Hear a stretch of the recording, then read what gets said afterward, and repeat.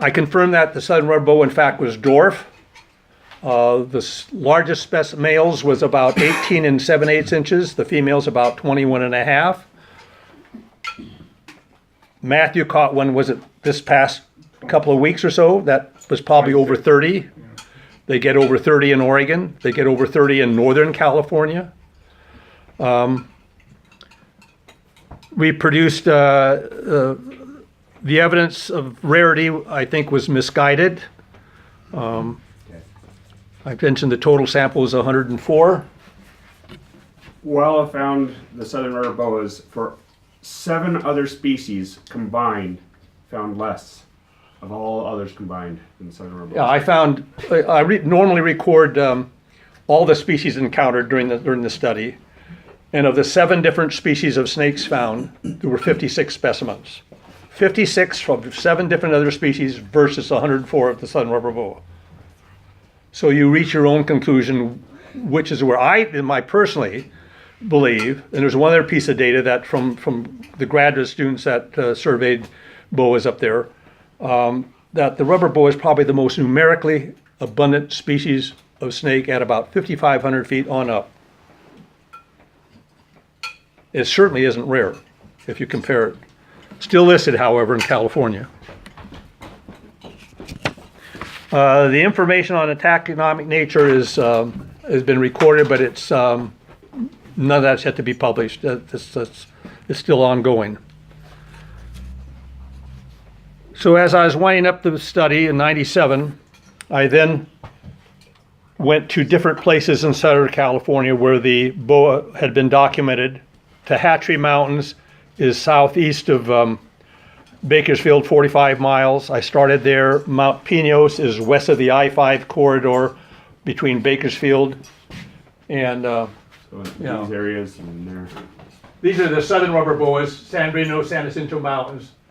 Tehachapi Mountains about here, Mount Pinos over here. And then that was 1997 and 2000, I went to Breckenridge Mountain, which is 35 miles due east of Bakersfield. The Paiute Mountains, Scotty Mountains, the Southern Greenhorn Mountains, and the Southern Kern Plateau, all in Southern California. And I found out that the dwarf form of the rubber boa occurs in all of those places, as well as the southern rubber boa in the San Bruno Mountains. Everything north of there tends to be what's called the large morph versus the small morph. And that's pretty much where I'm at this point in time. In June of this year, next month, 22nd or 23rd, I'm to meet a bunch of amateur herpers down there that are going to help me try and find a larger sample of the boas found on the Southern Kern Plateau. The Southern Kern Plateau is the very south edge of the main Sierra Nevada mountains, and then from there it drops off into the Mojave Desert region. And my sample right now is, I think, 23 from that area, and it needs to be larger. If anything I've learned about doing life history studies is how important geographical representation is in sample size.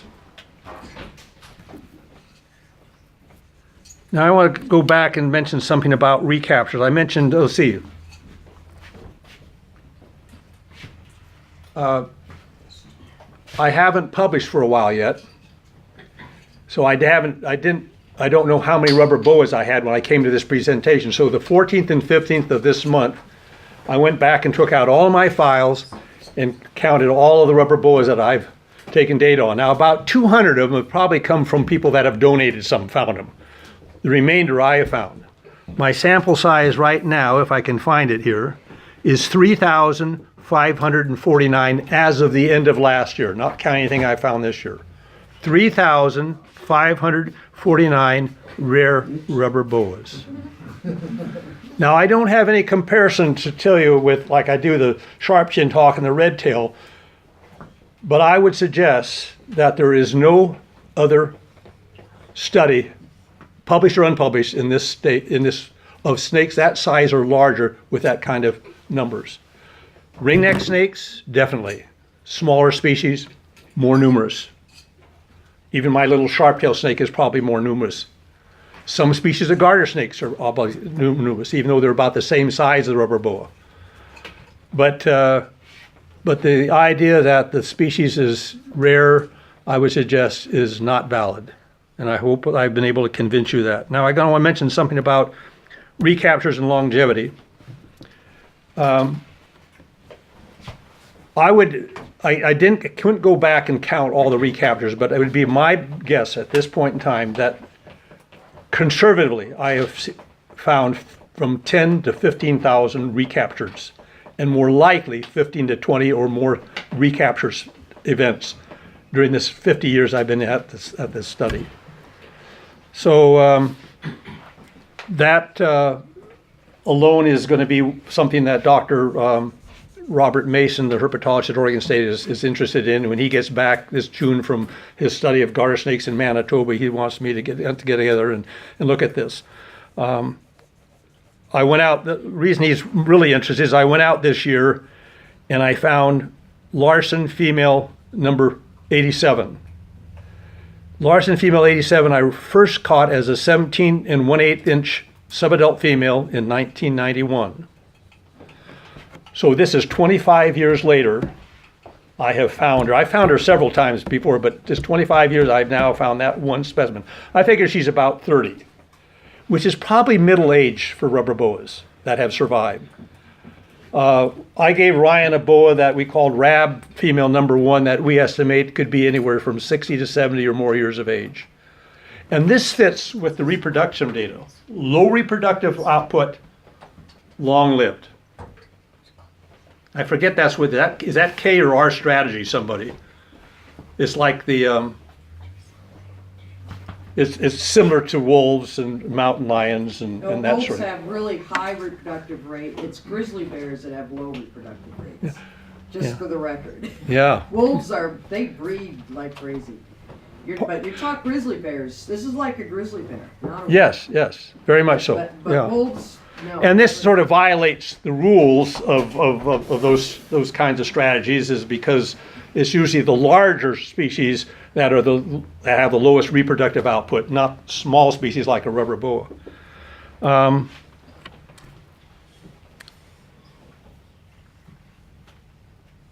I have some other stuff here. I'm getting hungry.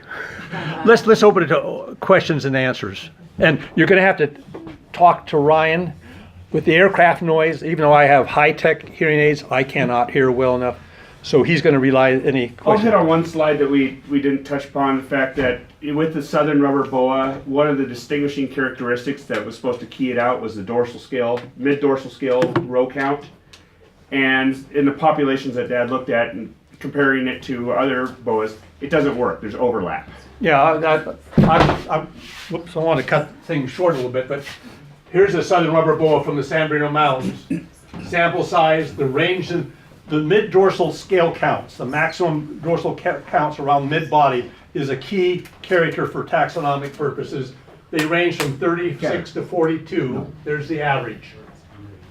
Mount Pinos, Tehachapi, Breckenridge Mountains, southern greenhorn, northern greenhorn, southern plateau. The northern greenhorn mountains are obviously getting up to the large morph. They are at higher level, but all these other ones that are dwarf populations overlap considerably. So the taxonomists are going to have a ball with this. There's really more to this study than this. There's mitochondrial DNA study. 2 mitochondrial DNA studies have been done, and they show one shows one result, one shows a different result. I've also crossed the dwarf forms that are from here with the large morph, which I had the kids bring around and show you. And that gives another picture. You cross a large morph female with a dwarf male, let's say 26 inches versus 16 inches, and she produces nothing but large morph offspring. You do the reciprocal cross. You take a large morph male, cross to a dwarf morph female, and she only produces dwarf offspring. There's more than that. I'll entertain questions now, if you have any. You mean I've covered everything? You're that hungry? Yes. Talk to my son Ryan, would you? So I want to hear about why the tail's Why is the tail blunt? Oh, the main function of the blunt tail is involved in feeding behavior. The rubber boa is a specialist in feeding on nestling small mammals, deer mice, shrews, moles, gophers, chipmunks, that sort of thing. When they go into a nest of small mammals, sometimes the adult female parent takes exceptions and will attack the boa. A very high percentage of these adult boas have a scarred tail tip. When they're born, the scalation on the end of the tail is perfect, but they have, as they get older, they get scarred up, and as they use that tail as a decoy or as a deterrent, they swing it back and forth to ward off the attacking parent female small mammal, and that's how they get the scarring. So it can be probably used. I asked myself back in the 70s, what predator would attack a rubber boa and leave just scars and a scarred tail tip? And I couldn't think of any. You start out with weasels, raccoons, skunks, which is the weasel family, great horned owls, red-tailed hawks, coyotes, you name it, bobcats. I can't think of a single predator that would pick up a rubber boa and just scar the tail top and drop it. They pick up a rubber boa and it's gone.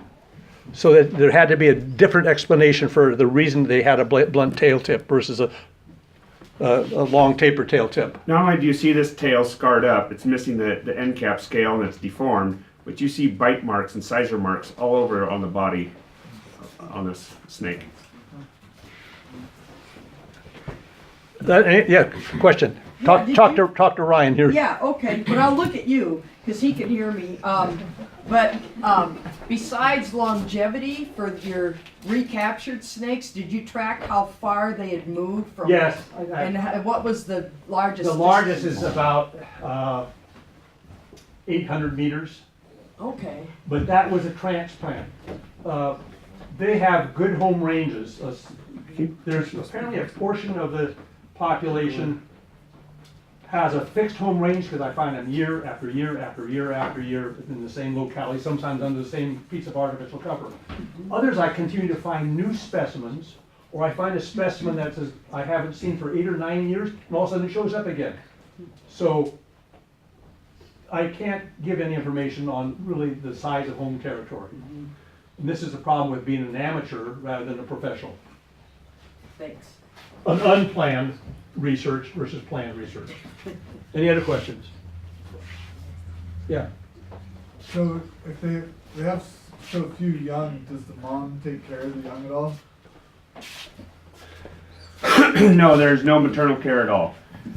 What seems to be the pattern is that the mother will hang out at a suitable hibernacula, and in territory like this, it seems to be a central hibernacula. In Western Oregon, it's highly dispersed in rodent burrows, but they will be at somewhere that's suitable. The female will drop the babies at that location. Babies won't eat until the following spring. And once it warms up in May, June timeframe, they'll then disperse from there to go find their own home ranges and then begin to eat at that point in time. So her care is to drop them somewhere where they can just go straight into hibernation. How big are they at that point? 10 inches.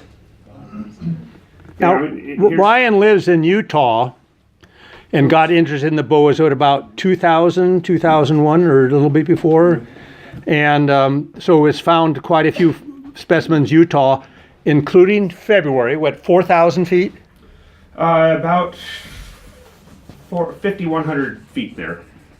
Yeah, but you found some in the snow or next to snow, just like I have found them at all times of the year. Actually, in snow Oregon. touching them.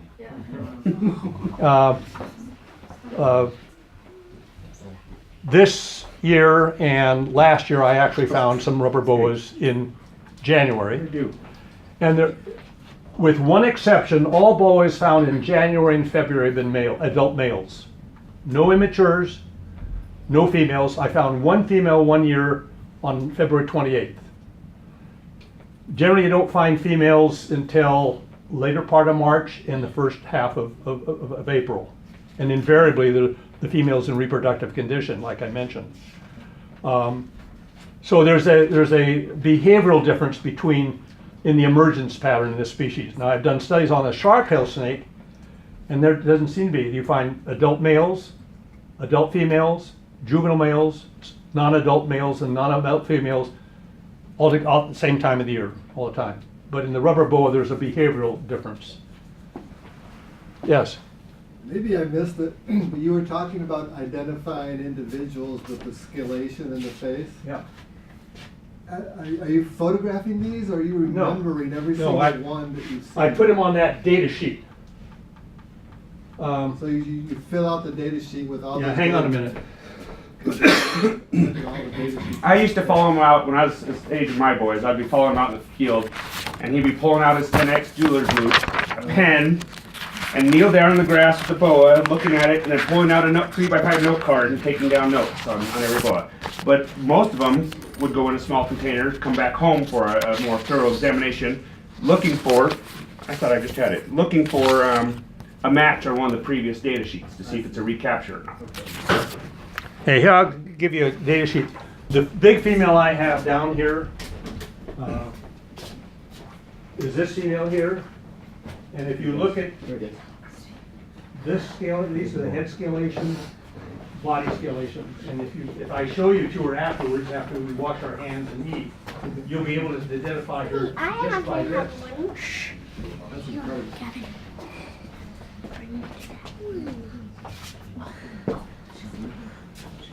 So you said they're not rare. They're not, the species isn't rare, but are there any conservation threats? The conservation threats are exactly the same for all species. One, habitat destruction or degradation, period. Collecting, no, not even commercial collecting. How can incidental random collecting by hobbyists affect any species? As a wildlife biologist, I understand population dynamics quite well, the rudiments, the major things. I know what, if you can hunt deer and kill thousands of them every year in Montana and Oregon, you can do the same thing with rubber boas. Unless people think that deer outnumber rubber boas, which I find is I understand if you're not a wildlife biologist, you might think that. But if I've discovered that wildlife biologists do not understand population dynamics very well at all. The rubber boas are, if you take the density information that is available on snakes and multiply it by the area of occupied habitat, you come up with millions in most species. The least abundant species with restricted habitats may be in the hundreds of thousands. But snakes are extremely numerous. Amphibians, salamanders in particular, even more so. Yes? Well, I just wanted to comment on their status in Montana, because years ago, hey, I'll stand up so you can hear me better. We have a species of concern list, and it's not like a threatened or endangered, but it highlights species that we have some concerns about. A lot of species were on that list because we didn't know anything about them, and the rubber boa used to be one of them, I believe. And one of the things we figured out about the rubber boa is they seem rare because you can't find them. You can't detect them. They're hard to detect. They're nocturnal, they're subterranean. People didn't know how to look for them. You figured out how to find them, but most people didn't. So is he. And so they haven't been on our species of concern list for a long time because The state of Oregon right now Yeah. has proposed regulations to put the rubber boa on the protected status. And- it's probably the most numerically abundant species in the state, And- bar none. Yeah, but one other comment, one of the cautions with rubber boa is that it is a long-lived, low reproductive rate species. Those tend to be the ones that end up in trouble. They'd be similar to bats, like little brown bats could be lived to be 30 years old in the wild. They have one pup a year, so they're like a grizzly bear. Wolves have a high reproductive rate. They're not like a rubber boa. But the other threat that we've been finding with a lot of species is disease. So we have white nose syndrome in bats, we have chytrid fungus in frogs, and now we have another fungus infecting salamanders, And that does relate to collectors. The biggest danger is people that, like they would get desert tortoises and have them in captivity, they pick up diseases from other captive turtles and tortoises, and then they put them out in the wild, and then you have diseases spreading in the wild. So collectors need to be careful and not put stuff back, basically, if it's been in captivity for a long time. If I agree with you, if it were exposed to exotic diseases. Right, and But that's, diseases, yeah, almost all of our species are native. What happens when you take a native species and bring it into the captive conditions, people generally maintain captive specimens under abnormal, really abnormal conditions. That allows the native pathogens and parasites to proliferate.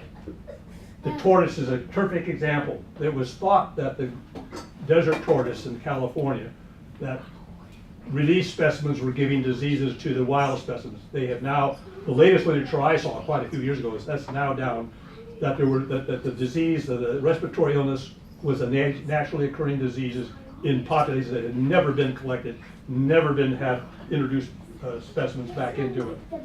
So exotic diseases, I agree with you, but not native diseases. They don't evolve in captivity. They occur in the wild.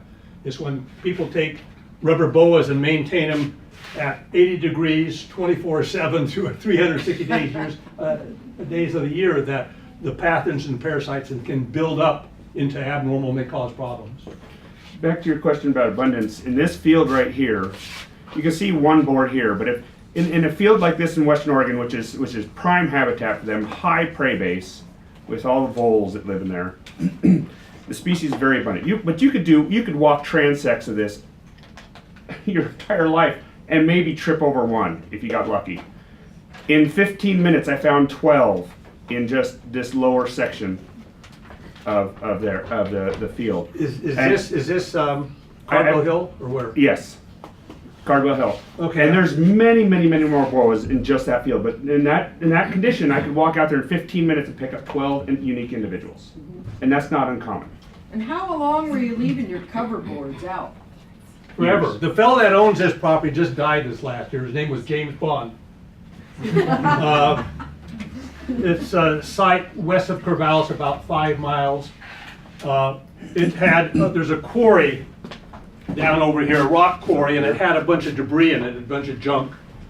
And I went and found the owner. This is totally grassland. There's no rock up here. There's no woody debris to turn. It's just grassland habitat. And I asked him if I could put out some artificial cover on it. He said, yeah. So I put a plot on it of 15 meters apart, 6 pieces of roofing tin and some plywood boards. And I had 6 rows of them, and I expanded it to 9 later on. And one day I went there and found 14. Now the plot is about 1 hectare. You know, densities in snakes are reported in hectares, which is a square football field. So I found 14. I remember writing a post on the king snake forum, if you know what that is, a herp forum, that the minimum density on that plot of land was 14. PhD came and said, no, that's not right, can't be right. And he disputed it. I said, well, wait a minute. I found those snakes that day on that 1 hectare land. Now I admit that you cannot extrapolate what I found here to 5 miles away, but the density, the minimum density, not the average density, not the maximum, the average density, the minimum density was 14. I think I finally convinced him. But I have another site that has about an area I've estimated at 3 hectares. In 2 days, I found 39 rubber boas. So at 13, the density, the minimum density there was 13 boas per hectare. Yes. Richard, I did have one question about it's one rock I flipped over on Mount Jumbo last year had at first I thought it was a mating ball. It was a female and 2. I wasn't sure whether they were juveniles because they were 10 inches long. It was 2 juvenile. It was either 2 smaller males, and that's why I was like, was it a mating ball? And the female wrapped up together, literally in a ball under the rock.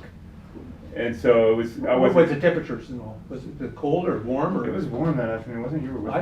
It was, It it was couldn't have been 70 mating because 10 inches they're not, but. Yeah, right, it was like in the 70s, and they were like all wrapped together in a ball. I mean, like, But you said the males were 10 inches. yeah, they were, well, I thought they were males at first, but they were small, like, that was like they were juveniles. But Males- they were hanging out with their mom, it was, Another thing I've learned is you can't extrapolate from what I learned in Corvallis area, the western Willamette Valley, to all boa populations. You can get some idea that it might work for here.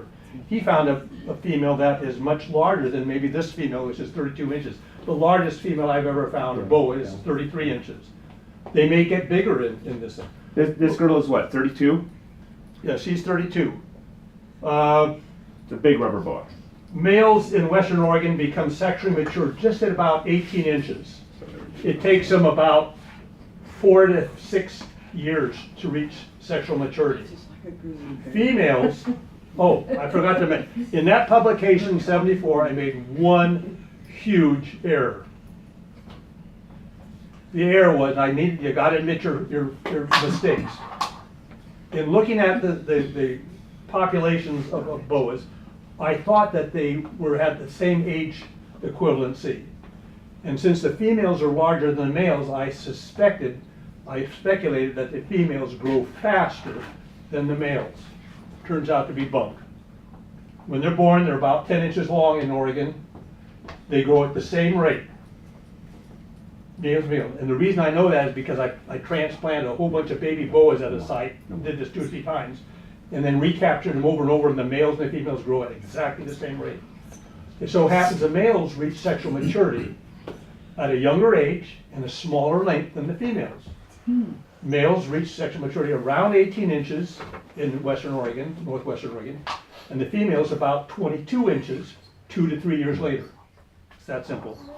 so you've never, but you haven't witnessed. No, I haven't.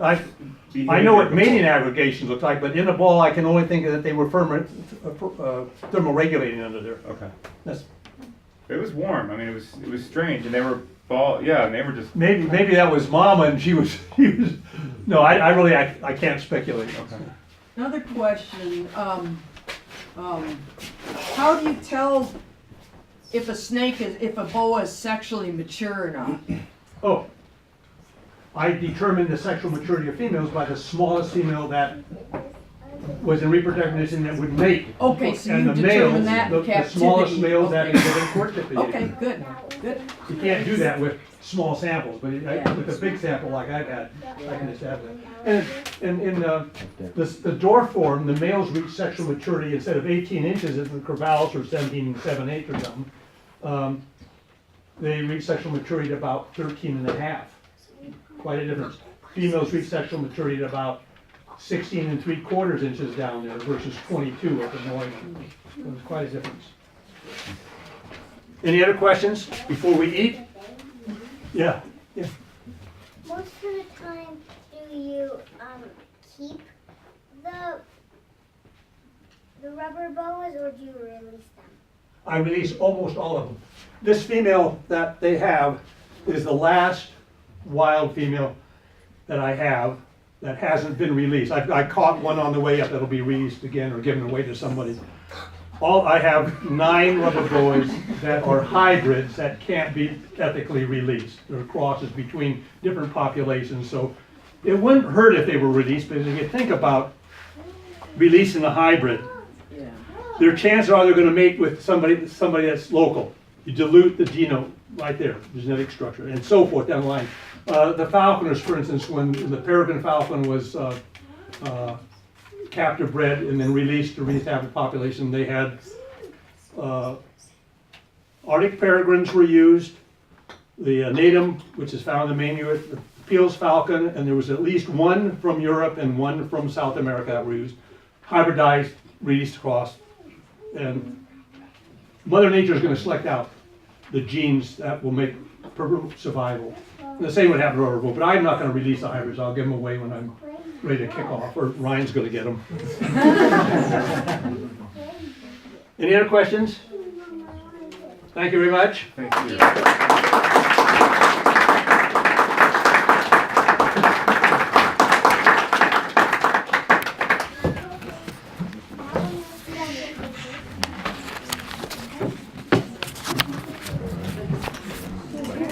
Warm. Yeah. There's no reason to kind of sit still and. I didn't get to I see kept the it just about an hour. The males and the females. I need to ditch this. That's a youngster, that's a couple So this years is the female, I assume. Take a break. She's getting too active. We're not having conversations. Yeah. You're not gonna see them on camera. Who has the mail? Who has the mail?